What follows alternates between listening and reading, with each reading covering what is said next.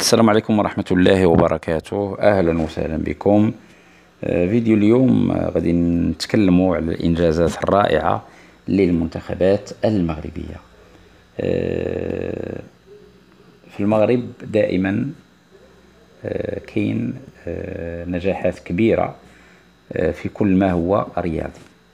غادي بعد الفرحة ديال مونديال قطر ووصول المنتخب المغربي إلى نصف نهائي كأس العالم، أيضا المنتخب الأقل من 20 سنة اللي فازوا بكأس إفريقيا وتأهلوا إلى أولمبياد فرنسا 2024. المنتخب ديال الفوتسال اللي أبهرنا صراحة وتوج بالعديد من الألقاب. المنتخب المغربي للفوتسال فقط للتذكير فاز بهذه النسختين المتتاليتين، وأيضا فاز بهذه النسخة الثالثة، يعني فاز بثلاث نسخ متتالية. ولا عزاء للحاقدين، والمغرب دائما في صحرائه من طنجة إلى القويرة.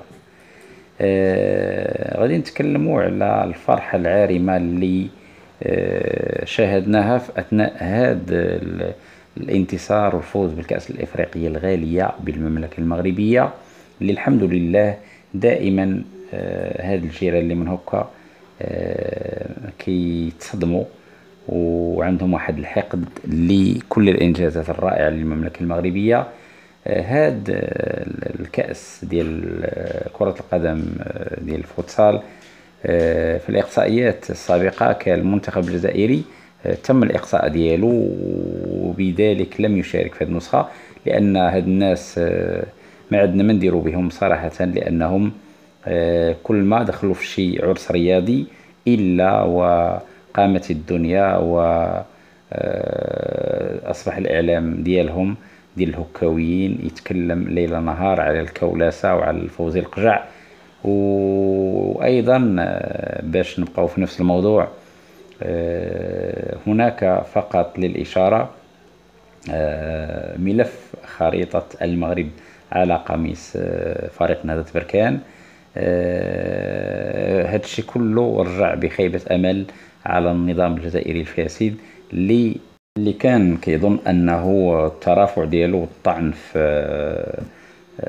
الكاف والالتجاء ديالو إلى الطاس، ظن أنه سيقوم بتقديم رشاوى لأعضاء الطاس، ولكن أصيب بخيبة أمل، والعقوبات تنتظر الاتحادية الجزائرية وأيضا فريق اتحاد العاصمة الجزائري اللي غادي تحرم من اللعب مع الأندية الإفريقية لسنوات، وأيضا غرامات مالية على الاتحادية الجزائرية. كما كنقولوا فالمغرب أرض الشرفاء، واللي بغى يضر المغرب فكل شيء تيرجع ليه، وهذا ماشي احنا اللي تنقولوه، ولكن الناس اللي تعرفوا المملكة المغربية الشريفة.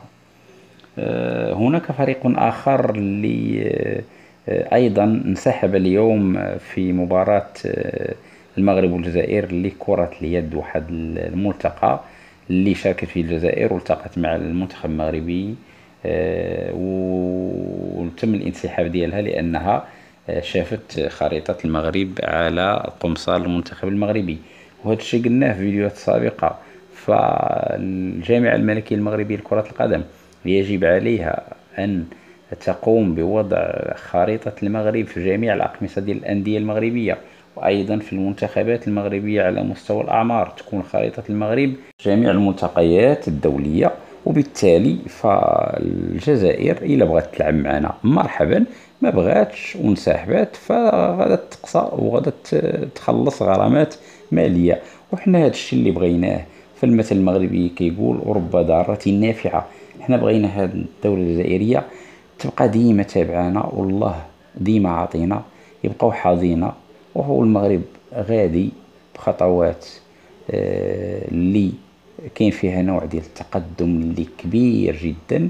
وهذا الشيء اللي أنغص حياة الهكاويين وجنرالات الجزائر التابعين لفرنسا. نعود إلى الفيديو ديال فوز المنتخب المغربي للفوتسال بكأس إفريقيا للفوتسال. غادي نعطيكم واحد اللمحة على هاد المباريات منذ الجولة الأولى. في المباريات السابقة التقى المنتخب المغربي مع منتخب أنغولا في المباراة الأولى وربحوا ب5-2. والمباراة الثانية كانت مع منتخب غانا، ربح المنتخب المغربي 8-3. والمباراة الثالثة لعب المنتخب المغربي مع زامبيا، ربحهم 13-0. والمباراة مع ليبيا 6-0. والمباراة ديال النهاية مرة أخرى تلاقى مع منتخب أنغولا وربحوا ب5-1 في مباراة مثيرة جدا أبان فيها المنتخب المغربي على أنه منتخب من العيار الثقيل، منتخب يحسب له ألف حساب. نهاية الحفل كانت مثيرة جدا، بحيث أن اللاعبين المغاربة أفضل حارس، أفضل هجوم، أفضل لاعب اللي سجل أكبر عدد من الأهداف كلها مشات لخزينة المملكة المغربية. ودائما نقول الحمد لله. هذه النسخ اللي كتكون في المملكة المغربية دائما كتلقى نجاح كبير جدا. ونقول للهكاويين العزاء في الشيراطون، والمغرب في صحرائه من طنجة إلى القويرة، والصحراء في مغربها والمغرب في صحرائه، إلى أن يرث الله الأرض ومن عليها. الإخوة بارطاجيو هذا الفيديو باش يوصل لأعلى نسبة ديال المشاهدات. ما تبخلوش عنا بالعلامة الإعجاب والاشتراك، وأيضا واحد التعليق ولو بسيط جدا لدعمنا باش نجيب لكم دائما كل ما هو جديد وهادف. خلاصة هذا الفيديو هو علاش لا الفيفا ولا الكاف كيعطيو المغرب اغلب يعني الملتقيات والتنظيمات ديال الكؤوس الافريقيه، وايضا ديال كاس العالم 2030، وايضا كاس العالم الانديه اللي غيكون في المغرب 5 سنوات متتابعه.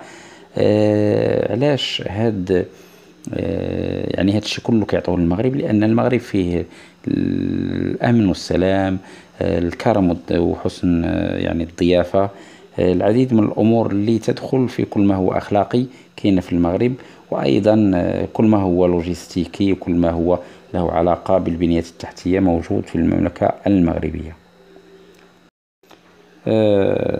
رساله يعني اخيره موجهه الى كل يعني المغاربة.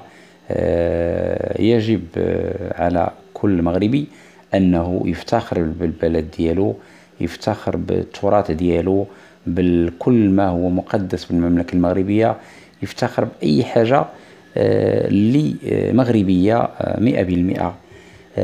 واللي كيعادينا نمد ليه مرة أخرى اليد. ولكن هاد الجيران، الدولة الجزائرية، جنرالات الجزائر، ما نبقاوش نثقوا فيهم بالمرة، لأنهم يكرهون المغرب ويحقدون على كل ما هو مغربي.